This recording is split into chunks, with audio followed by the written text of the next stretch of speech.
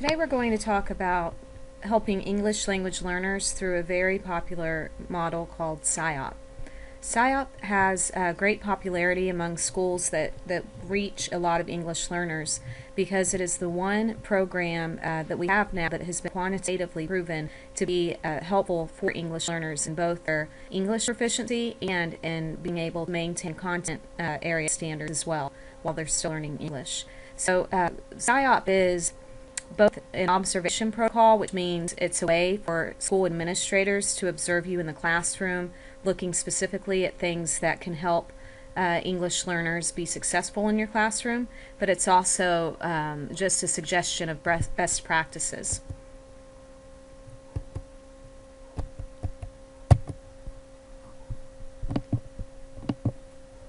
So SIOP stands for Sheltered Instruction Observation Protocol. So that observation protocol is what I just talked about, where the administrators have these 30 features of SIOP, which are 30 best practices, and they go into your classroom and evaluate you on each of those 30 features. But sheltered instruction is something that we definitely need to unpack. So sheltered instruction is, if you think about it from what the name implies, that we're sheltering instruction for our English learners.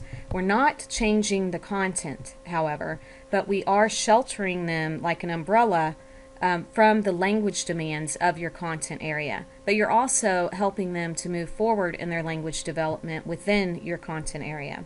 And so we'll unpack that much more for the next two lectures on SIOP.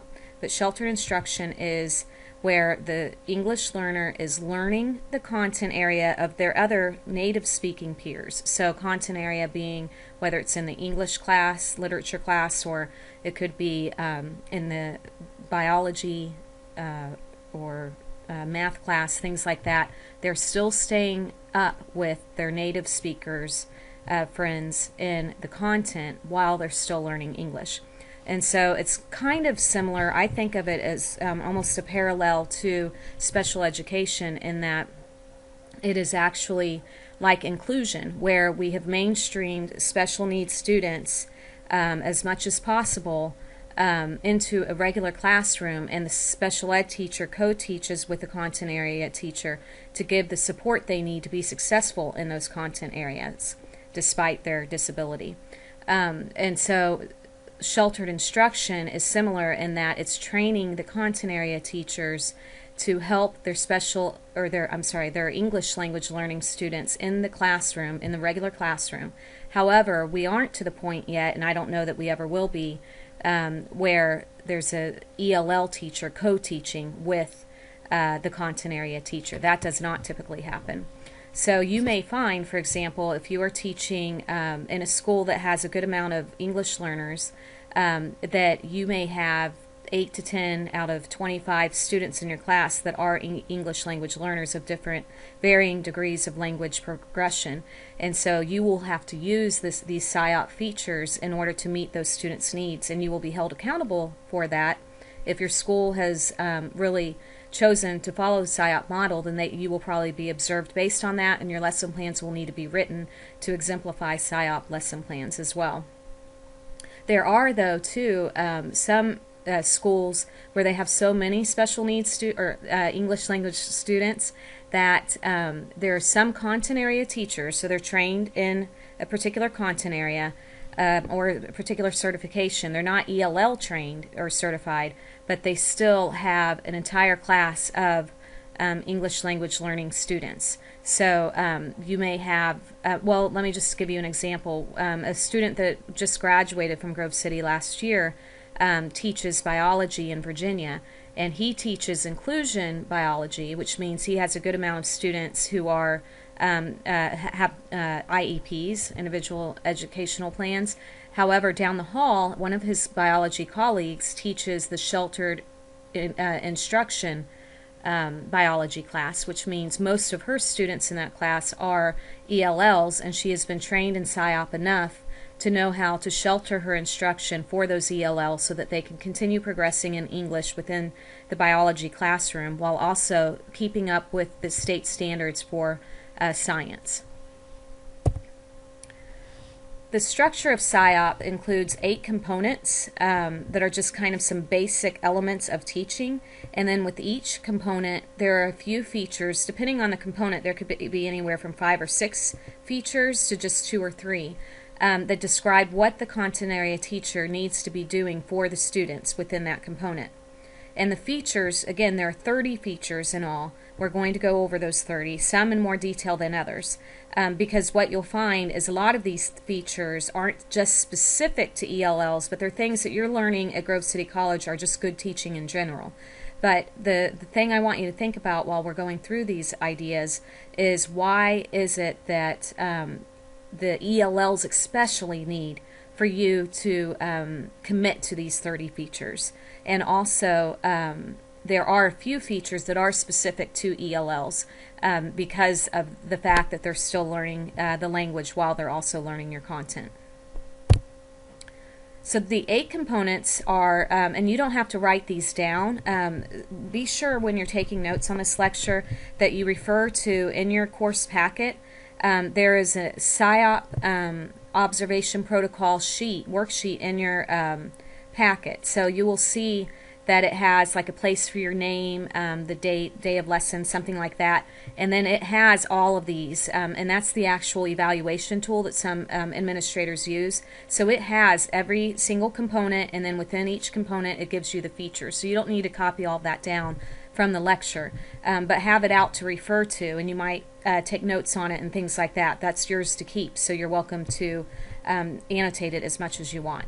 So the 8 features include lesson preparation, which is the one that we're going to be talking about especially today, because that one, if you don't have a good lesson prepared ahead of time, then nothing else can happen for your ELLs or your regular ed students. So we're going to spend more time on lesson preparation than the rest of the components.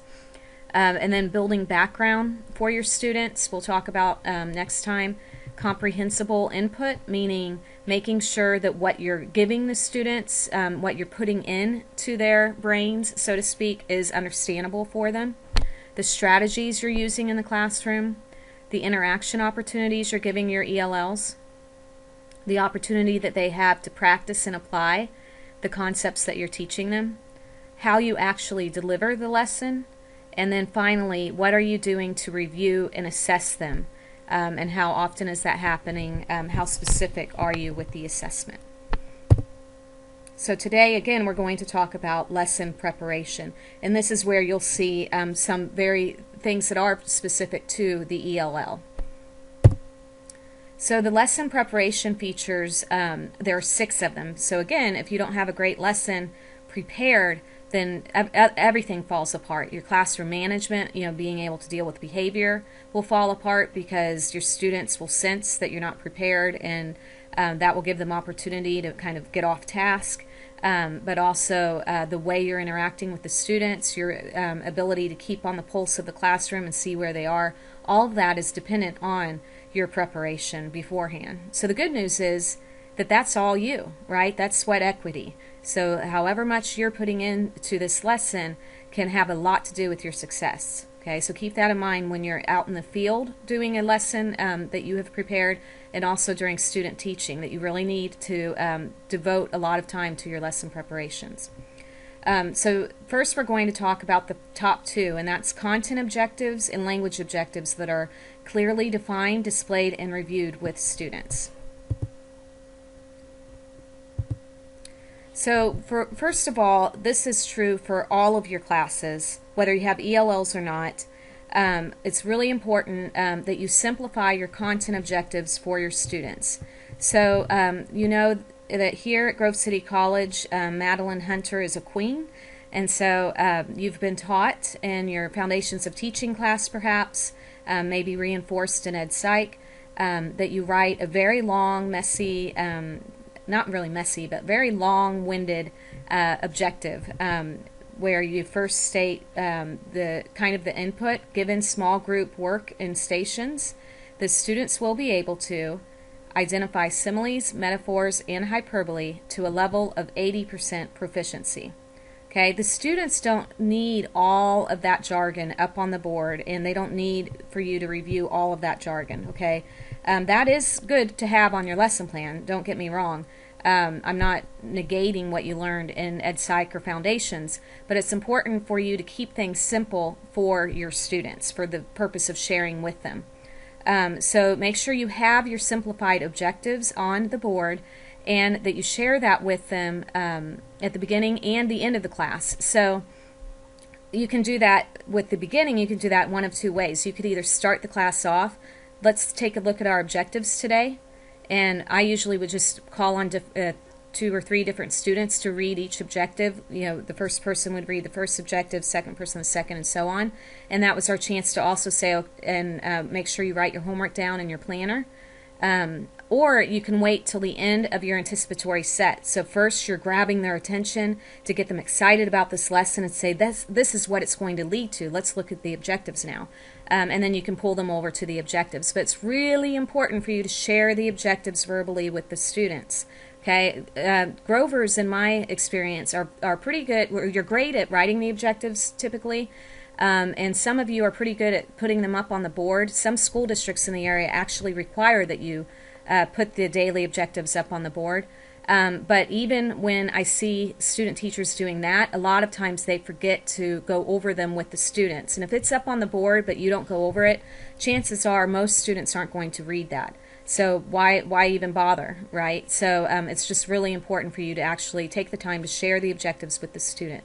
And notice I said back at the end of the lesson as well. So try to get in the habit of, in your closure, going back and having the students, you could even have a student come up to the board, read the objective, and poll the class. Did we achieve this today?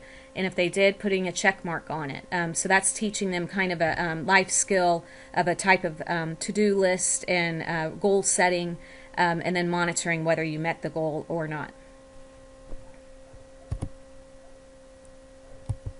One more thing though, with the objectives, I want you to take a moment now. I didn't do this yet, but we do it as a class. Take a moment to think about how you would simplify the objective in the example that I have on this slide.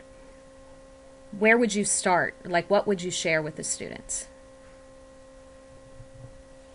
What I would suggest to you is to start with identify. So you're starting with the verb. Okay, so anything after the students will be able to. Just start right there and say our objectives today are, we're going to identify similes, metaphors, and hyperbole. That's it. They don't need to know to a level of 80% proficiency. Okay, so just have objectives written on the board and then number them. And then number 1 is identify similes, metaphors, and hyperbole. Number 2 is to create your own simile, perhaps, or metaphor, something like that. So just start with the verb is the simplest way. Make sure that when you're sharing your objectives that you're not confusing that with the agenda. Okay, and so this is an example of a student who I observed in Houston, Texas. She was actually already a teacher, but she was earning her certification while she was a teacher. In Texas, you can do that because there's such a teacher shortage because of the increase in population. And so she learned from me to have a place for her agenda on the board as well as her objectives. So here, I like that. I thought that was interesting. She calls them test objectives. So maybe focusing on what we're doing as a class to prepare for the standardized test. You can do that, or you can just say objectives, either way. But notice that she too starts with just the verb. Differentiate by atom and element, I think it says. This is a science class. Identify physical and something, it's kind of hard for me to see. But anyway, she has several objectives. That's kind of a lot of objectives, actually. Most days you will have 2 to 3 objectives would be plenty for the students. You don't want to overwhelm them, and you don't want to smash too much into one lesson. But then notice that the agenda is actually different than the objectives. The objectives are your learning goals for the day. What are they going to learn? The agenda is kind of the how. So in this case, she just put when their project was due. But if I had on my agenda, I always had a place for my objectives and a place for my agenda. My agenda was actually kind of on a sideboard, whereas my objectives were at the front of the classroom. But you can do it however you want. But I would put number 1, lab. Number 2, go over answers as a class. Number 3, start on homework. And then I would put the homework underneath, in which she had homework listed there too, it looks like. So just make sure that you have the what is kind of the objectives and the how is your agenda. And I've seen some some schools, I think Sharon City School District, they are required to put the how, the what, and perhaps the why. You could also do a what, how, and then so what, which is kind of like why. Or you could say now what. So you could say, you know, the what is the objectives, the how is your plan for how we're going to do that today, and then the now what could be homework or what we're going to do tomorrow. So there are different ways that you can deal with that in your own class. So just do what suits you and your what you believe would be most effective. Language objectives are something, this is where I was telling you some of SIOP is very specific for English learners. So when you have English learners in your classroom, you really have to take the time to think about, with every lesson, what am I going to do today that is going to place language demands on my ELLs. You're always going to have language objectives. You're always doing something with language. I don't care if you're a math teacher, a PE teacher, a music teacher, a science teacher. We're all using language in our classrooms. So when you're thinking about your language objectives, think about the 4 language skills being reading, writing, listening, and speaking. Okay, so you're doing, you may not do all 4 in one lesson, but you're doing either speaking, listening, writing, or reading. They're going to have to do one of those 4 during your class at least, if not all 4 or a couple of them. So you need to specify that not only in your lesson plan, but also share with the students what their language objectives are going to be for the day. So the language objectives focus on the student's academic language development in your content area. So you want to make sure that the language objectives aren't something that they already know how to do, but are something that they're progressing with, or may even be something that they're being introduced with for the first time. And so it may be helpful for you to distinguish between receptive and productive language skills. So receptive skills are those in which the students are receiving the information, so they're taking it in. That's the input. And so think about, out of those 4 language skills I just shared with you, which ones are the ones where they're receiving the information? Hopefully you're thinking the listening, right? Because you're taking in information when you listen. And then when they are reading, they're taking in the information when they're reading. Those are the receptive skills. Okay. Productive are where they're producing something for someone else, perhaps you or for their classmates. So that is going to be when they speak in your class, are required to speak in your class, and when they are required to write in your class. And so we really need to make sure that we're developing all 4 of these in your class, no matter what your content area is. Make sure you're giving enough language opportunity in the classroom for them to increase their English development within your content area, within academic language of your content area. So the receptive is easier for them to acquire, but they need to have that practice in productive language skills as well. A lot of times my math students think that they don't need their students to write in their class. This is a math class, it's not an English class. However, I want to give you a heads up that is changing in some states that take standardized testing seriously. And so where I taught in Tennessee 5 years ago, my math colleagues were required to have their students write in math class every day. And so at the end of class, I know one of my colleagues said that she wrote or had the students write a paragraph about how they actually solve the problem. What is the process that you have to go to solve the problem? And that's going to be more of an emphasis with Common Core, which is really trying to build the students in math. It's trying to build the students' understanding of what's happening behind formula and the numbers that they're talking about. And so I see on my son's 5th grade homework, a lot of times he has to explain the process he went to, or explain why, what was happening in the problem that he just solved. So make sure that you're doing that in your lessons as well. And so if that's happening, you're going to have to support some of those those writing demands of your English learners if they're in the lower stages of their English development. So here are some examples of language objectives, ways that you can pull language objectives into your classroom, or thinking about what you're already doing, but being able to articulate that they are language objectives. So if you're introducing new words, then that would be a language objective. So the vocabulary of the lesson. The reading comprehension. So if they're reading a section out of the textbook, then that would be a language objective. Even again in math, I keep talking about math because I think sometimes it's harder for the math teachers to see, make their connection to language. But reading story problems and solving story problems can also be reading comprehension as well. Writing process skills, so writing a paragraph or writing, a letter to someone, different types of writing tasks would also be language objectives.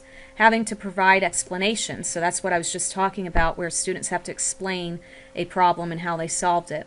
Justifying their opinion, making predictions. We do that a lot in literature, where we have them predict what's going to happen next in a novel. Summarizing. That can happen also in history classes, also English classes as well, science classes where you have them summarize a concept that they just read in the textbook, and then making comparisons. So all of these things are language activities, okay? So once you articulate that as a language objective for your ELLs, then you need to think about how you're going to make scaffolds for your ELLs so that they can do those things, okay? And the language objectives may be different based on where your students are, whether they are entering, remember from the your exploration of WIDA in the previous lesson. So if they are entering, or they are developing, or reaching, or bridging, that's going to how you adapt these language objectives are going to be dependent on that. So you may have different language objectives for different students in your class. And if that's the case, I would encourage you to have a way to share that individually with the students instead of putting the language objectives right below your content objectives, because they're going to be different per student.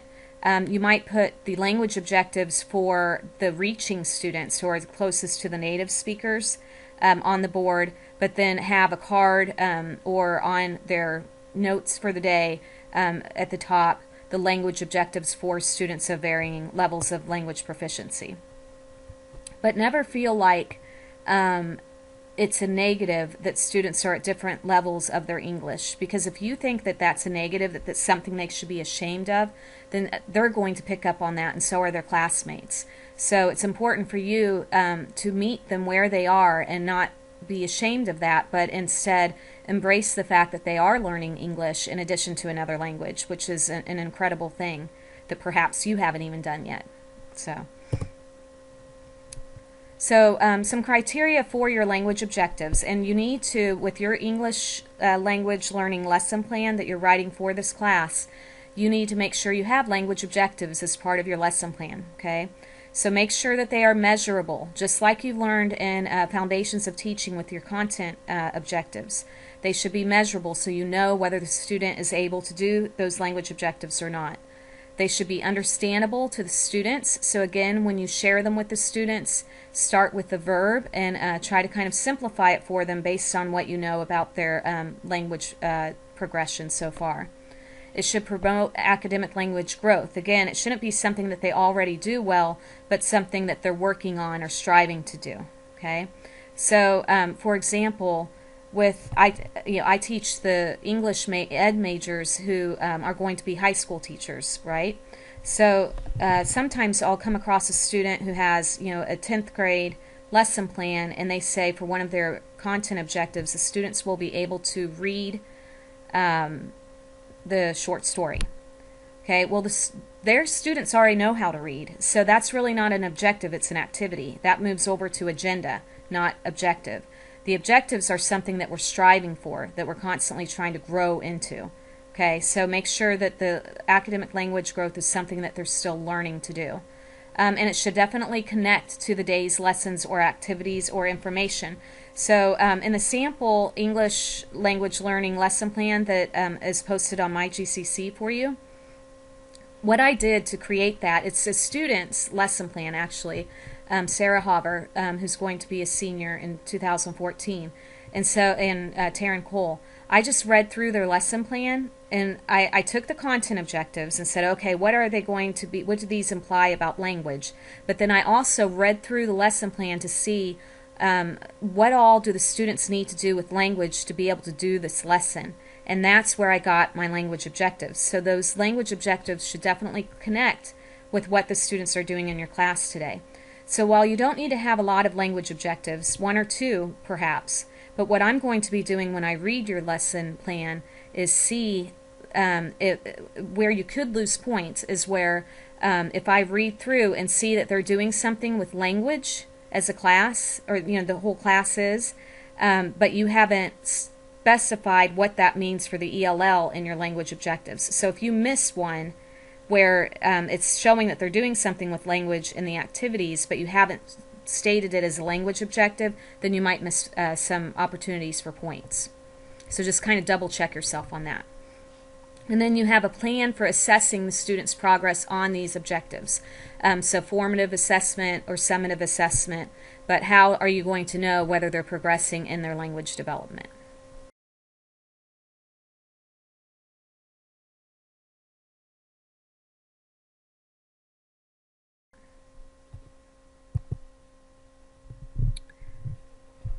So we've talked about content and language objectives. If you are still kind of concerned about understanding how to write a language objective, you are welcome to email me and just send me a sample, an example of a language objective that you play with, that you try to do, and I can give you some feedback on that and let you know if you're on track or not. My experience has been when I teach this in a regular semester that students they think they're confused about language objectives, but then when they go to write one, they're spot on. Okay, so it might seem a little bit intimidating, but I think you can do it. Okay, but I'm also very happy to help you through the process and also through the process of writing your ELL lesson plan as well, because I just want this to be something that you learn from and that you feel confident going into student teaching, because you may very well have ELLs that you're teaching in student teaching that you feel confident and know what to do to be successful or help them be successful. So now let's talk just for a moment about content concepts that are appropriate in age and educational background. This is pretty much common sense, so we're not going to spend a ton of time on it. But I do want to say that we have to really be careful not to make the mistake of, because our ELLs are still learning English, to give them materials that are beneath their age level and interest level. Okay, so just because they are at a beginning reading level in English doesn't mean that they should be using those step one readers, that are on Dora the Explorer or something like that when they're in 5th or 6th grade. There is a lot out there right now, and when you go to educational conferences, which I hope you will before you graduate, and then also continue that as a professional, when you go to those conferences, you will find that there are plenty of vendors who are creating really rich resources that have adapted language in them, but are still content appropriate age level. So they're at the level of the student, their grade level with content, but they're just changing the language so that it's not as demanding for the reader. And so you can find actual magazines that do that, so things that they can read that are high interest magazines, books, textbooks have been adapted for ELLs as well.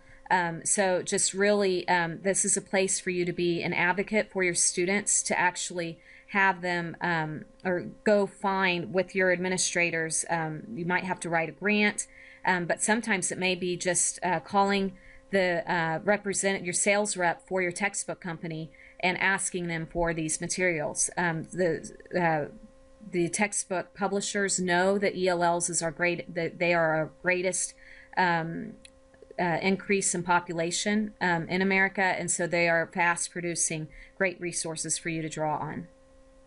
So let's talk now about supplemental materials used to a high degree. So this, again, is something that definitely needs to be in your lesson plan. So make sure that you copy down some of these examples of supplemental materials. You will also find in your WIDA packet, there was a list of potential supports that you can provide students when you are doing your MPI. There were supports listed there as well. But these examples of supplemental materials, we'll have some others as well that we talk about, and I believe that there's also a handout in your packet that talks about supplementals, or actually I think it's about language objectives. So just take a look where you see your SIOP worksheet. Around that same area should be some examples for you as well for your language objectives, and there might be something in there as well for supplementals. But some supplementals that you can use are hands-on manipulatives.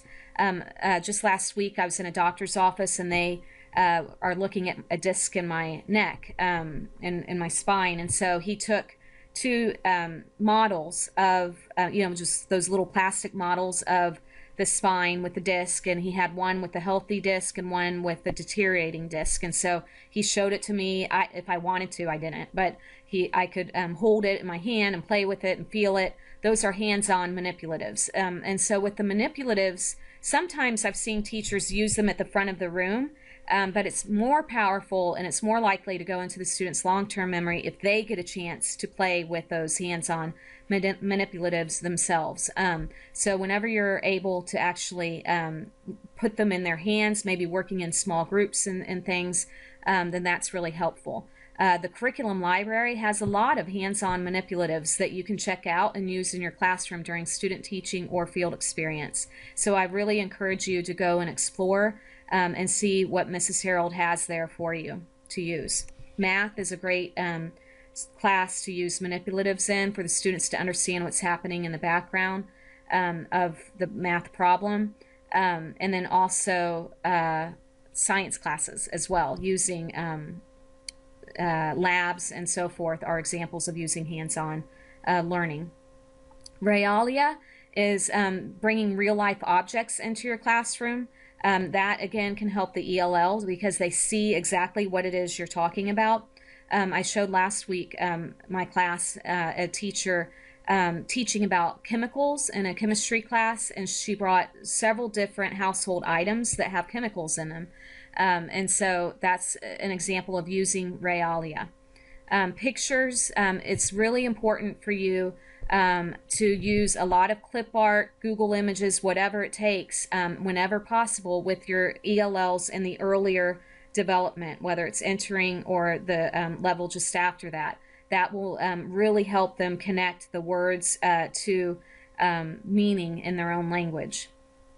So even in your classroom, having places where you have a word and maybe a word in their language as well, if you can, to show that chalkboard is, I think, is it pizza in Spanish? I'm sorry, I'm forgetting right now. But so I would have pizza and chalkboard written on the on a card next to the chalkboard, things like that. But then in the on a handout, if I'm giving directions on something, if I am asking them to draw a picture of something, then I might have actually a picture of someone drawing something, like a pencil with a little person that they're making on a worksheet or something like that. So think about what they are not, anticipate what they're not going to know with the language, and then fill it in with pictures whenever possible. Same thing with visuals like maps, using maps in your classroom, timelines of events, bulletin boards, etc. And so bulletin boards, when you student teach, or even in methods class, I know I teach English methods for secondary, and they are required to create a bulletin board that ties into their unit plan that they're teaching in the school, and it has to be interactive for the students. So a bulletin board isn't supposed to be a place for you to post all of your organizational items. It is an instructional tool. It is a type of multimedia almost. So it's a chance for you to grab the student's attention, to get creative, and to give them another avenue in which to interact. So all of those things are important for your ELLs as well. All of this, see how all of these things we've talked about are visual dependent. And so you really have to think about how you can use visual media to help them connect concepts to the language that they're still using. So the same with multimedia. The lesson plan that I've included as part of the example for you to look at to create your own ELL lesson plan, the women who wrote that lesson plan have, I think it's in their anticipatory set, they show a video called Good Times, which is actually, it's just a clip from a TV show from the 1970s that I used to watch when I'd come home from school. And it's about a family that live in the projects and are about to be evicted. And so that connects with the play A Raisin in the Sun. So showing something like that gives a broad sense of the concepts you're going to talk about for the ELL. And you're also kind of building their background knowledge, or helping everyone to have a little bit of background knowledge going into the play by using that multimedia. Demonstrating as well. So if your students are about to do a task, you demonstrating it first is really helpful to ELLs and all of your students. Using related literature, perhaps having them read a nonfiction article first, or you read that as a class first before they go into another piece, or something shorter. Sometimes when I taught English, if we were reading a novel or a play, I'd bring in a poem that dealt with the same theme. So just showing connections, even children's stories. So it's great to use children's stories to connect a theme as well. And so you read it as a class, you show the students the pictures, you talk about that, and it sets them up for what they're about to talk about. I did that with, I remember using The Giving Tree, which is my husband's all-time favorite children's story.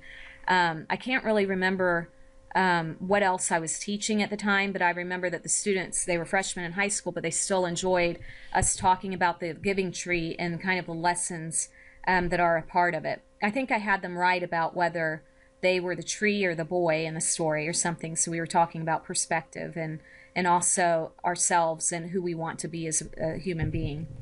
High-low readers are basically readers that are leveled based on where they are with their proficiency so far, their progress in reading.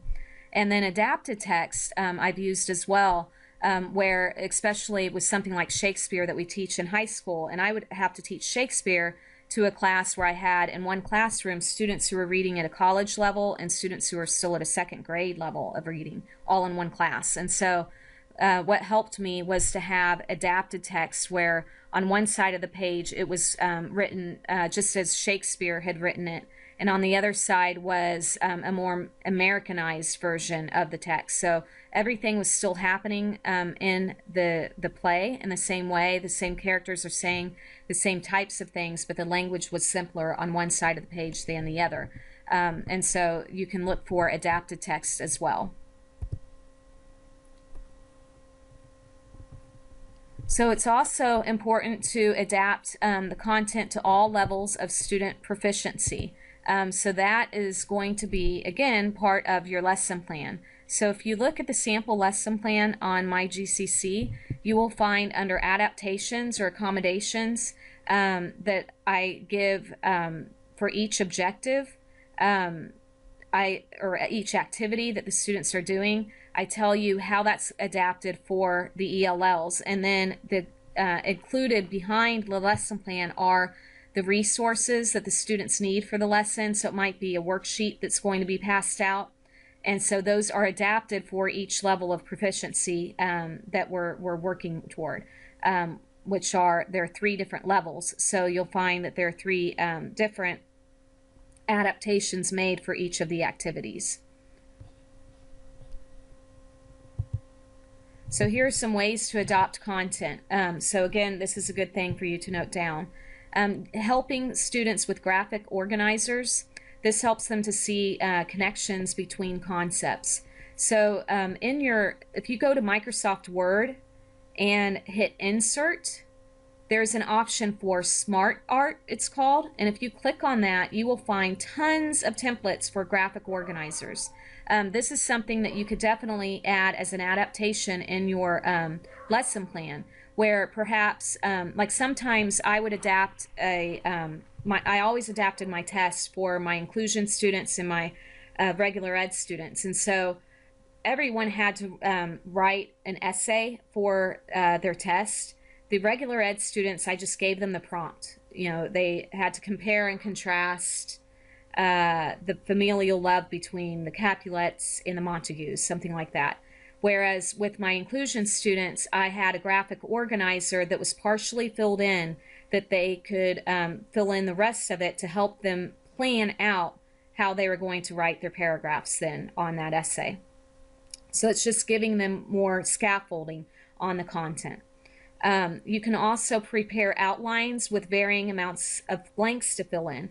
So your students who are entering are going to have a lot more filled in, and you would probably add some clip art here and there to help them make meaning of what the notes say. Whereas someone in one of the later levels of language progression, you might just have blanks here and there for them to write in the word or concept.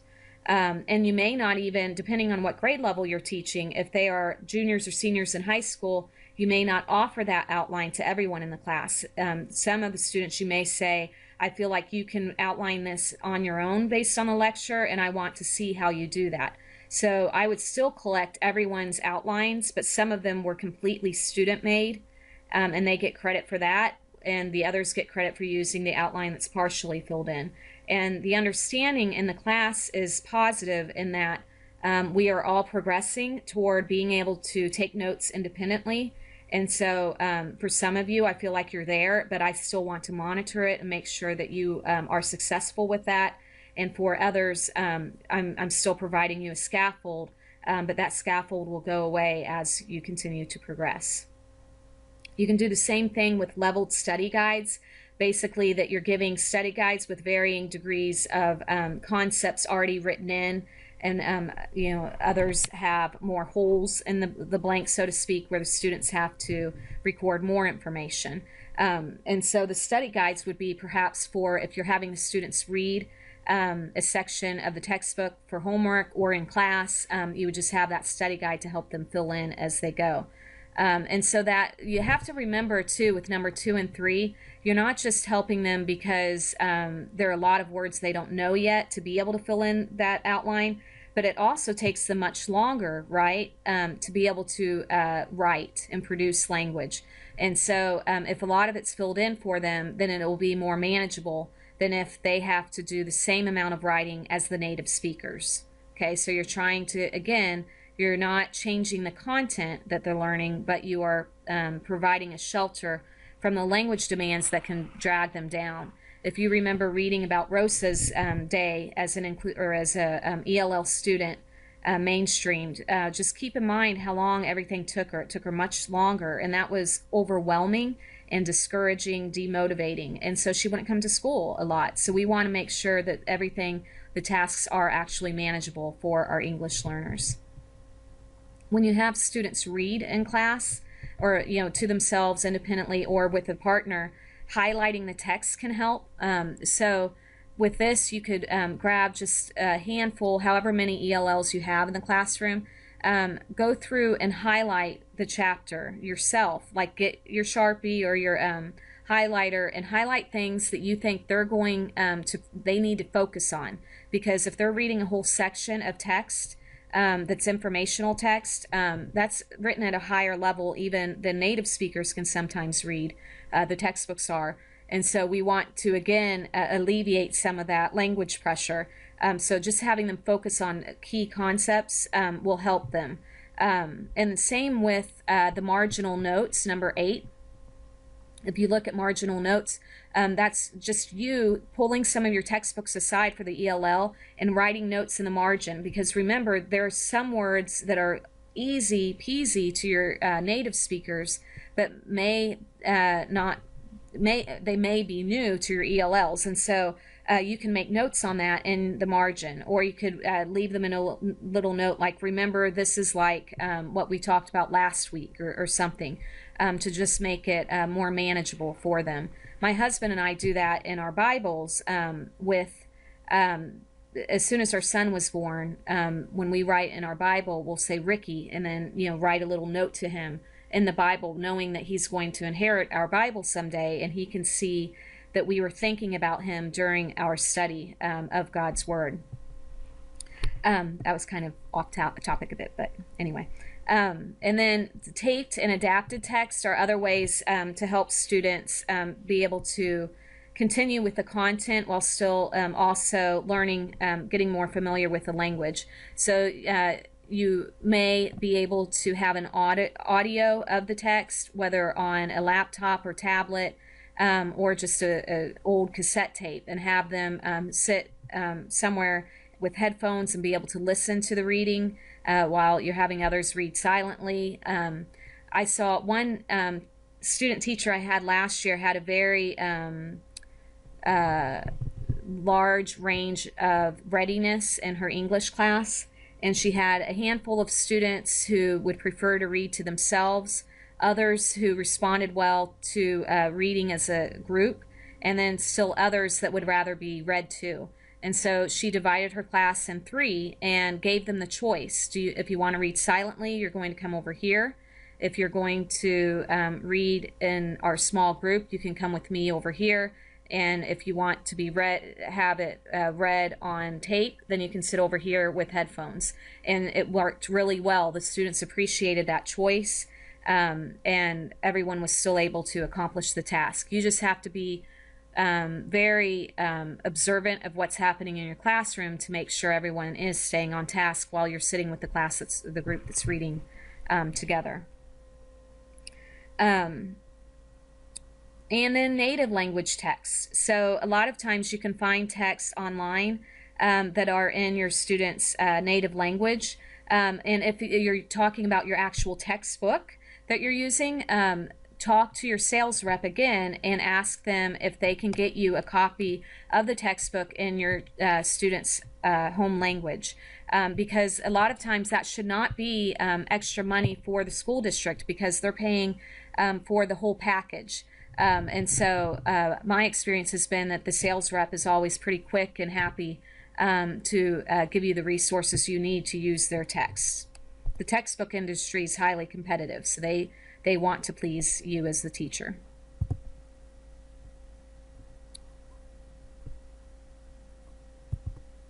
So meaningful activities that integrate concepts with language practice opportunities. When you're writing your lesson, you want to make sure that you are not just teaching the content, but you are integrating in it language practice. So one way to do this is called the the gradual release of responsibility. Let me see if I can draw it a bit here for you, because I don't have my pen, so we'll see. But a gradual release of responsibility starts like this, where it starts with first the teacher speaks. The teacher shows them how to do the concept. So teacher, this is terrible, I'm sorry. That's number 1. So the teacher models.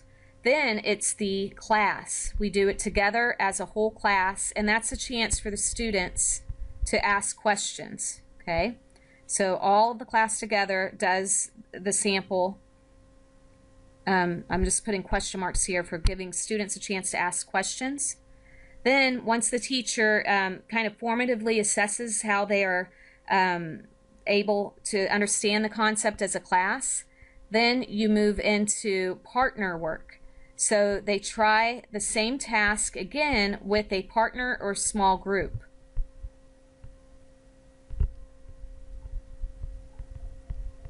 That's a small group. And only after that do they move to number 4, independent work. This has been, for me, when I've observed student teachers who are math, I always suggest this model.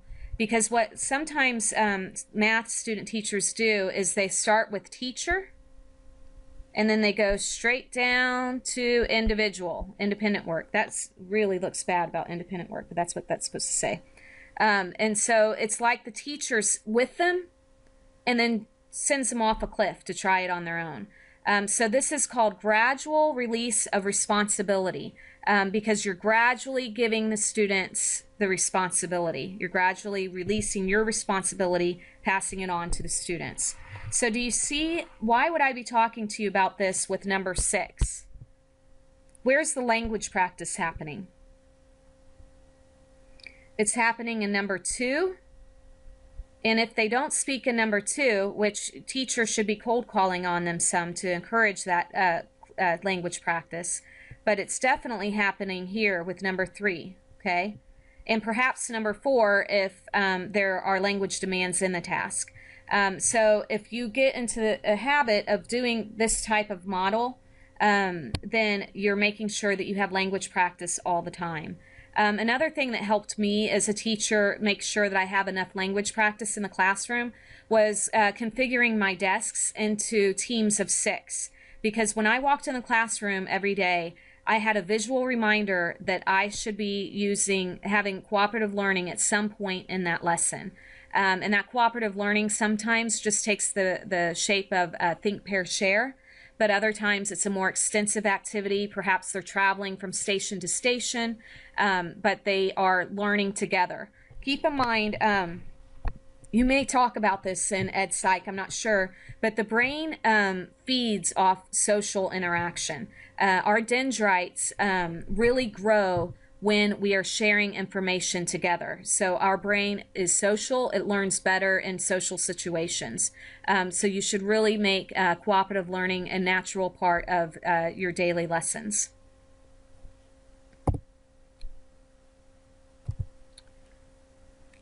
So that is it for the lesson preparation. Again, I encourage you to take a look at the sample that's on my GCC, the ELL lesson plan sample, and then also look at your rubric for the ELL lesson plan so that you know what I'm going to be looking for.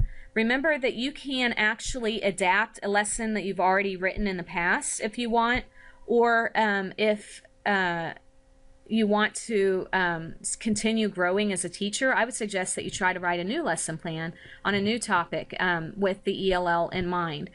So the 2 big things I'm going to be looking at in your lesson plan are your language objectives and then how you're adapting the lesson.